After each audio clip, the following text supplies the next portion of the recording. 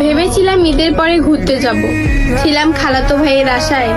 পরে ফোন দিয়ে জানতে পারলাম সে চলে গেছে নানুর বাসায়।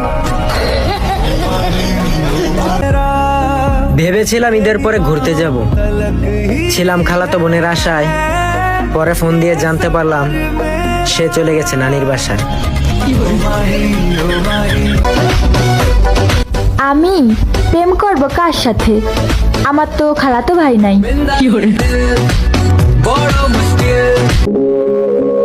সবাই তো প্রেমের প্রস্তাব দেয়, আমি না হয় 5 ওয়াক্ত নামাজের প্রস্তাব দিলাম, আর আপনি চাইলে অন্য 5 জনকে ভিডিওটা দিতে পারেন, কারণ আপনার নামাজের দায়িত্ব হয়ে যাবে। আর আপনি তার ফলে 5 ওয়াক্ত নামাজের যে সওয়াব, সেই সওয়াব পাইতে পারেন। আমিন।